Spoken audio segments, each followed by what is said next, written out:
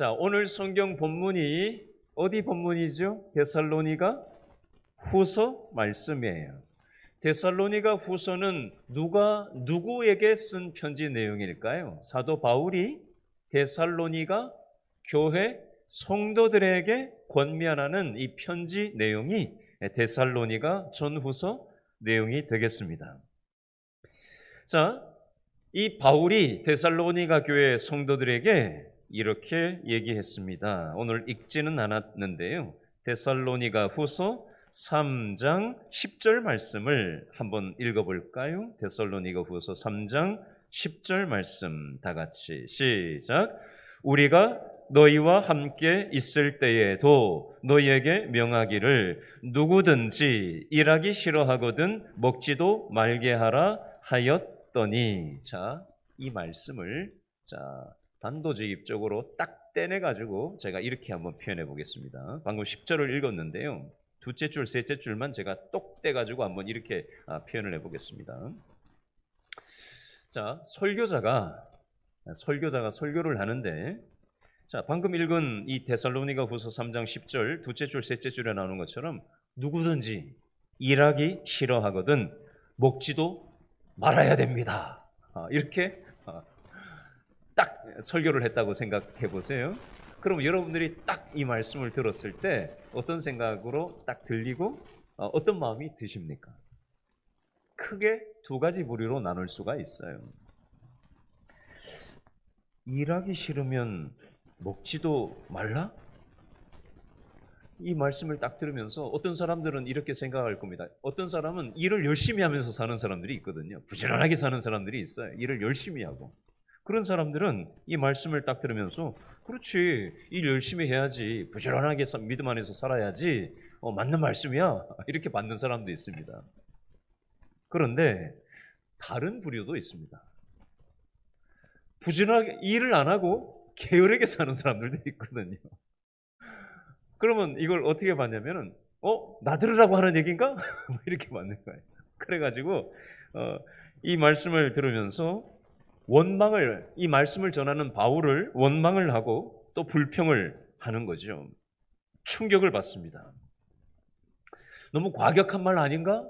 이렇게 받는 사람도 있을 수 있다는 겁니다. 자, 고린도전서 3장 1절에서 3절 말씀에 보면 지금 주일 설교를 고린도전서를 하고 있잖아요. 주일 오전 설교를 지금 1장, 2장, 3장, 4장까지 했잖아요.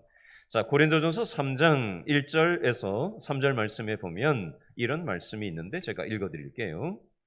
형제들아, 이것도 바울이 한 말씀입니다. 고린도 교회 성도들을 향해서. 형제들아, 내가 신령한 자들을 대함과 같이 너희에게 말할 수 없어서 육신에 속한 자, 곧 그리스도 안에서 어린아이들을 대함과 같이 하노라.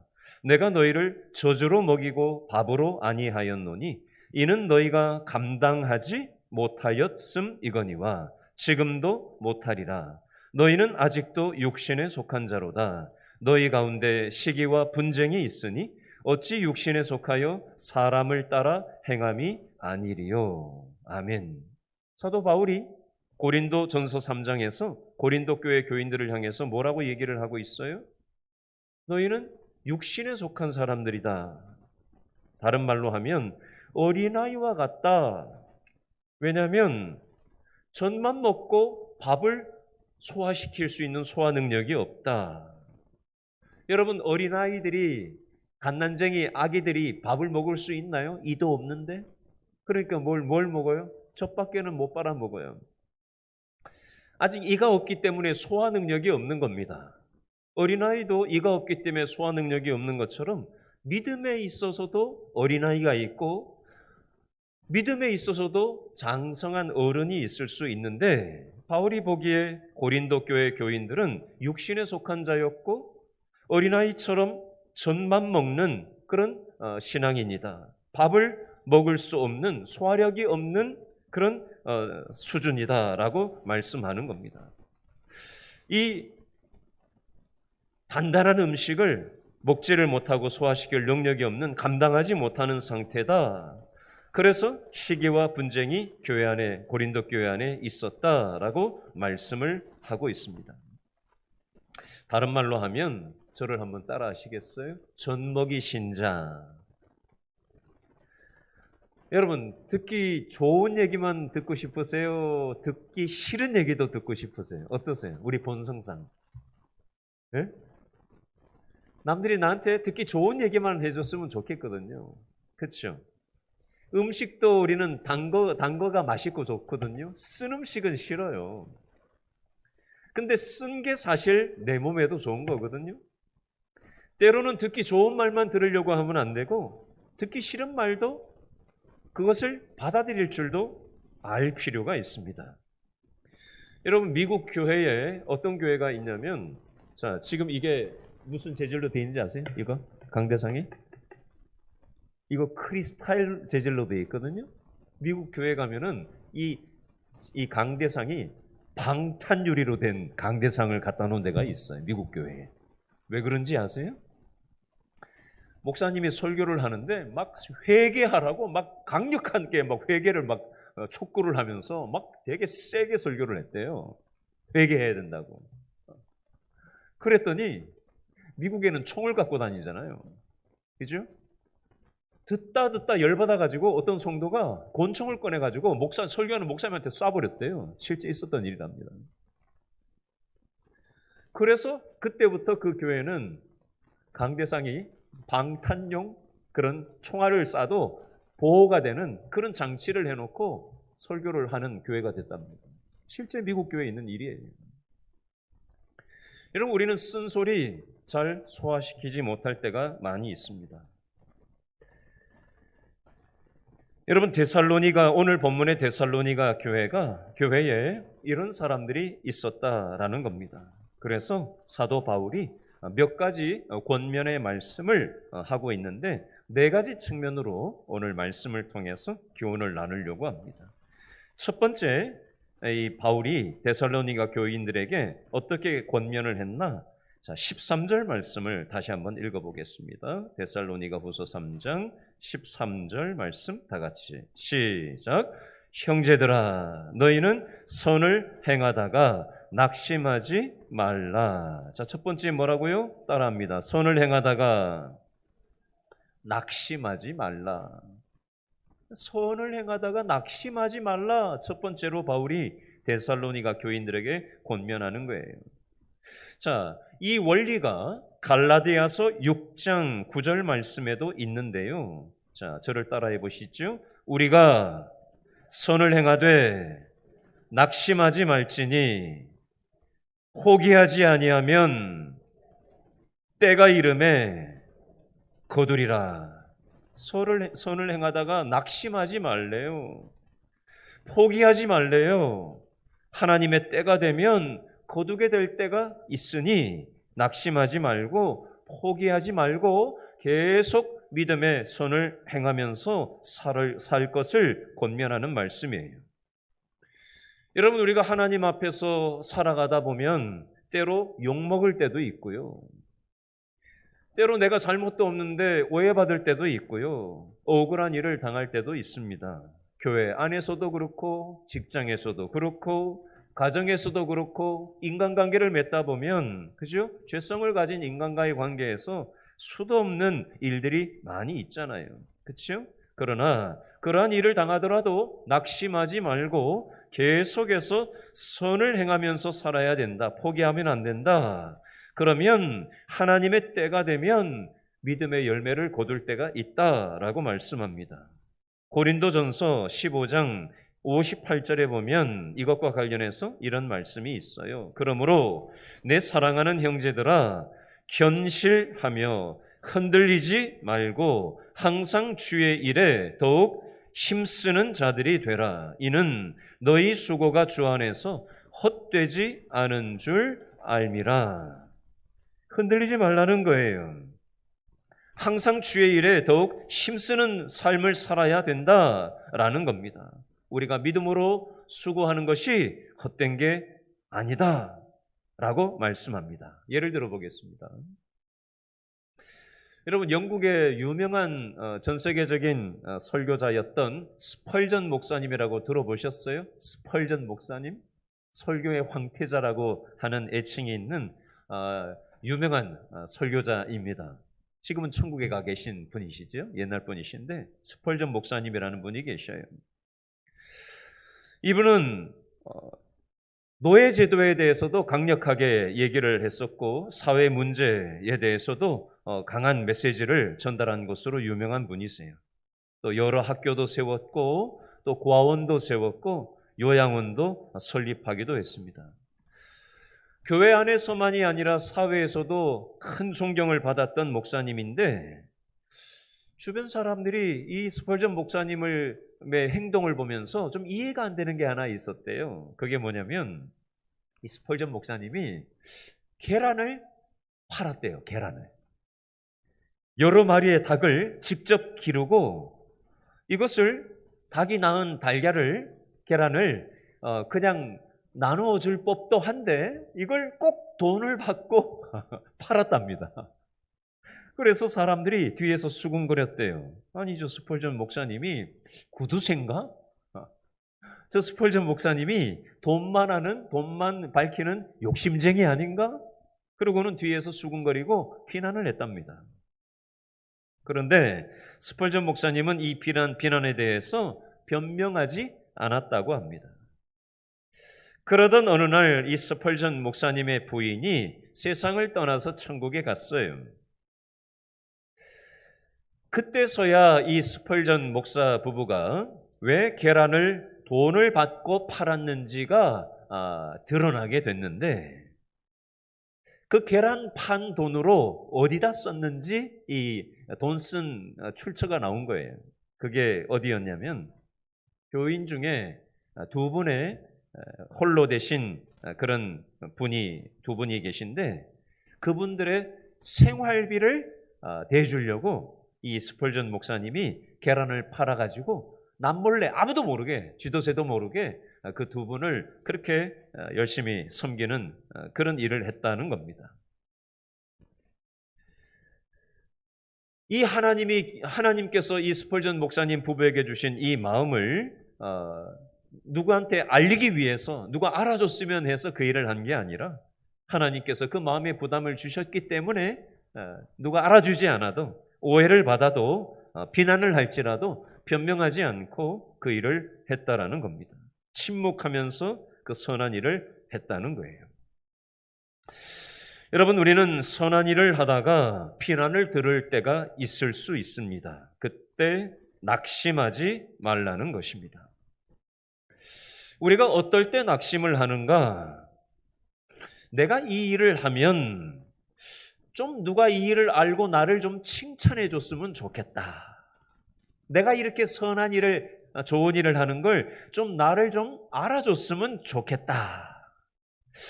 나를 좀, 야, 당신 좀 대단하다. 어떻게 그렇게 대단한 일을 하느냐라고 좀 나를 높여줬으면 좋겠다라는 걸 기대하면서 어떤 선한 일을 한다면 그건 더 이상 선한 일일 수 없고 그것은 위선입니다.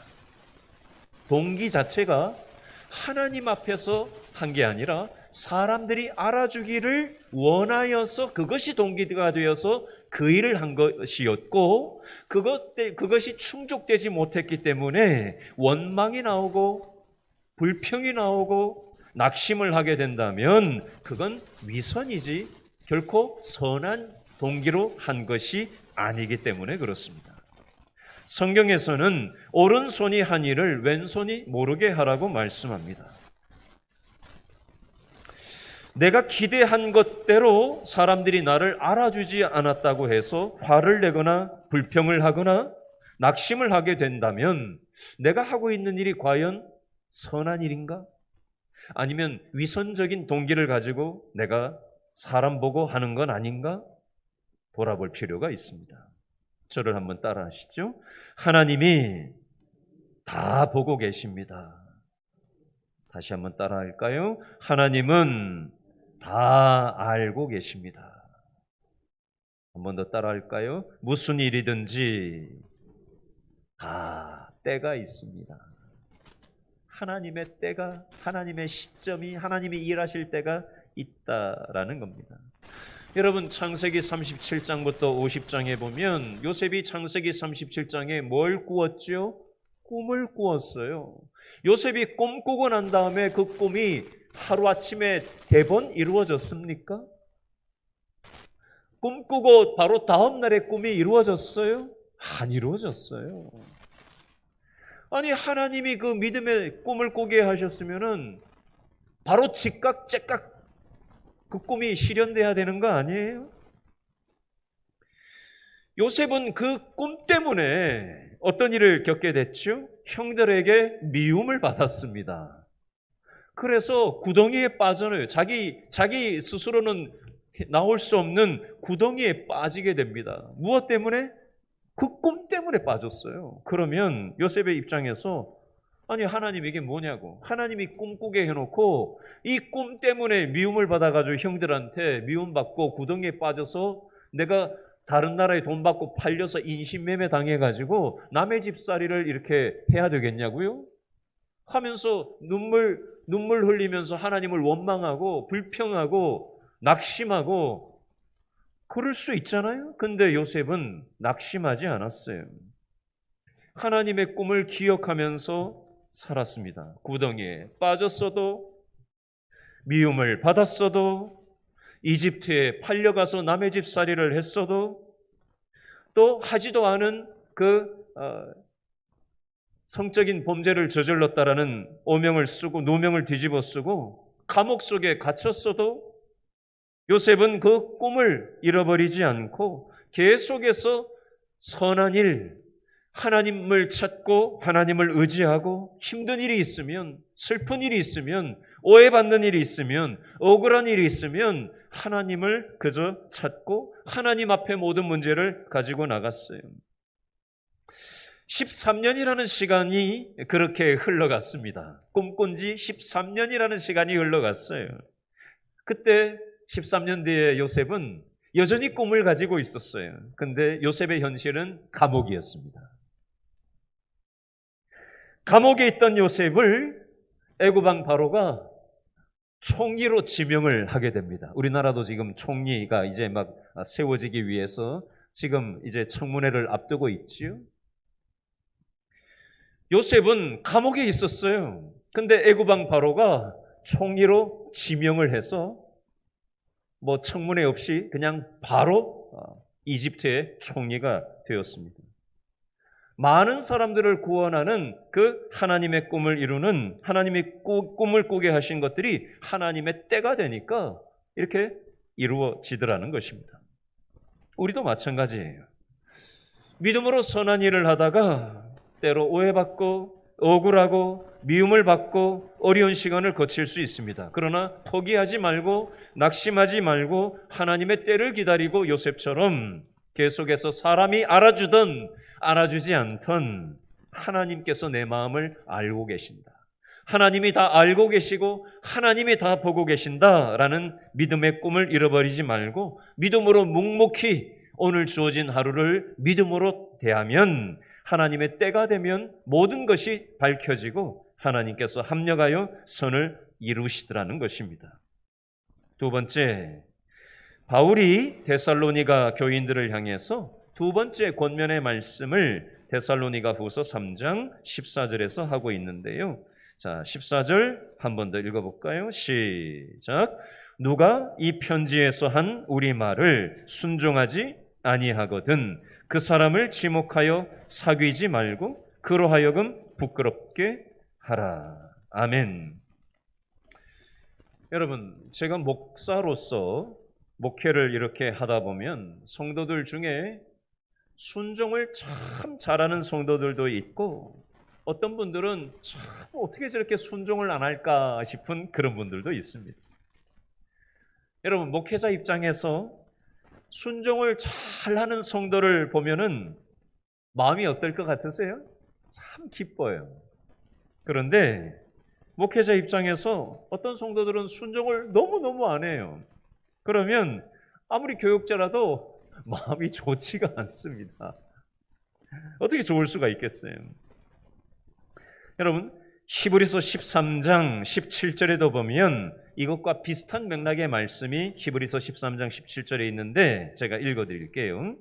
너희를 인도하는 자들에게 순종하고 복종하라. 그들은 너희 영혼을 위하여 경성하기를 자신들이 청산할 자인 것 같이 하느니라. 그들로 하여금 즐거움으로 이것을 하게 하고 근심으로 하게 하지 말라. 그렇지 않으면 너희에게 유익이 없느니라. 아멘. 무슨 말씀이냐? 목회자, 말씀을 전하는 앞장선 자들이 만약에 말도 되지도 않는 소리를 시킨다거나, 제가 담임 목사인 제가 부교육자들이 막 설교하고 교육자들이 앞장선 사람들이 누가 봐도 이거는 좀 아닌 얘기를 한다거나 진리에서 어긋난 어떤 가르침을 한다거나 그건 순종하면 안 돼요. 그런데 성도들 입장에서 들었을 때 저건 누가 들어도 아니다. 저건 하나님의 진리에서 어긋나다. 라는 게 아니라면 내 의견과 다를지라도 하나님 앞에서 또 교회 앞에서 순종할 필요가 있음을 말씀하는 겁니다. 그렇게 할 때 교육자들이, 목회자들이 즐겁게 목회를 할 수 있고 이런 교회가 부흥될 수가 있는 것입니다. 그런데 데살로니가 교회에는 이 목회자 바울의 의견에 순종하지 않는 사람들이 있었다라는 것입니다. 다른 말로 하면 저를 한번 따라 하시죠. 마음이 강팍한 사람들이 있었습니다. 여러분, 성경에 마음이 강팍했다라는 표현이 출애굽기에 나와요. 누가 10가지 재앙 사건에서 누가 마음이 강팍했다고 반복해서 나오지요? 이집트 애굽왕 바로가 마음이 강팍했다라는 표현이 반복 강조되고 있습니다. 애굽왕 바로가 마음이 강팍해서 하나님의 말씀에 순종하지 않았을 때 어떻게 됐죠? 하나님께서 그 영혼을 처리하시는 겁니다. 여러분, 홈니와 비느하스가 있어요. 홈니와 비느하스가 얼마나 못된 일을 많이 벌였습니까? 아버지 엘리 제사장이 아들 홈니와 비느하스한테 다시는 그런 일을 하지 말라고 권면을 했습니다. 그런데 홈니와 비느하스가 마음이 어떻게 했냐면요, 마음이 강팍했어요. 아버지의 말들을 듣지 않았습니다. 여러분, 사울 왕은 어땠을까요? 사울 왕도 마음이 강팍했습니다. 사무엘 선지자가 사울 왕을 오죽했으면 포기하고 말았습니다. 사울 왕은 이 강팍한 마음을 해결하지 못했기 때문에 멸망하는 길로 가고 말았습니다. 히브리서 3장 13절 말씀에는 이것과 관련해서 이런 말씀이 있어요. 오직 오늘이라 일컫는 동안에 매일 피차 권면하여 너희 중에 누구든지 죄의 유혹으로 완고하게 되지 않도록 하라. 저를 한번 마지막으로 따라 하겠습니다. 강팍하면 망하는 길로 갑니다. 여러분, 애굽왕 바로가 강팍해서 망하는 길로 갔고, 홈니와 비느하스가 아버지 엘리 제사장의 말을 순종하지 않고 강팍함을 유지했고, 사울 왕도 강팍하고 심지어 사무엘 선지자의 권면도 듣지 않고 망하는 길로 가고 말았던 것처럼, 혹시 저와 여러분의 마음이 강팍하고 완고하여서 하나님의 말씀이 비집고 들어올 틈이 없는 그런 상태이면 곤란합니다. 우리 자신의 모습을 하나님의 말씀이 언제든지 우리의 생각에 내가 잘못 생각했나? 하나님의 말씀을 대하니까 내가 잘못 마음을 품었던 건가? 하나님께서 이런 말씀을 주시는데 내가 잘못된 말을 했는가? 우리가 완고하고 강팍한 우리의 생각과 우리의 마음과 우리의 언어 생활과 우리의 삶의 모습을 돌아볼 수 있어야 하는 것입니다.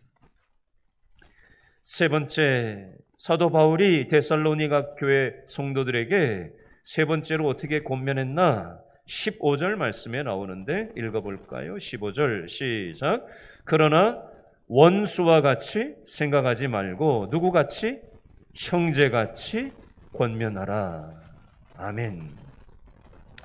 여러분, 사람은 실수 없는 사람이 없습니다. 한번 실수했다고 해서 그 사람을 내치면 안 되는 거죠. 그래서 오늘 성경 세 번째 권면 15절 말씀은 사람의 실수와 연약함에 대해서 그 사람이 실수했다고 해서 원수처럼 생각하면 안 되고 형제같이 권면해야 된다라고 말씀하는 것입니다. 용서해야 된다라고 말씀하는 것입니다. 왜 이렇게 말씀하고 있느냐? 이것을 통해서 그 사람이 회개하고 돌이키기를 원하는 마음이 있기 때문에 이렇게 대하는 것입니다. 마지막 네 번째, 사도 바울이 데살로니가 교회 성도들을 향해서 주시는 네 번째 권면이 16절 말씀에 있는데 다 같이 읽어볼까요? 16절 시작.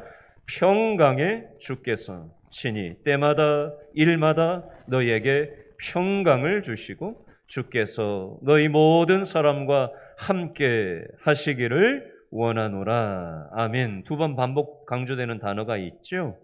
평강이라는 단어가 16절 첫째 줄에 나오고 두째 줄에 나옵니다. 바울이 데살로니가 교회 교인들을 향해서 어떤 마음이 있었을까요?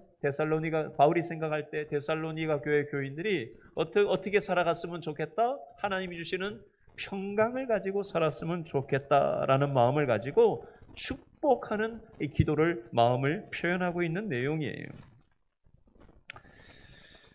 여러분, 마음에 평강이 있는 사람이 복된 사람입니다.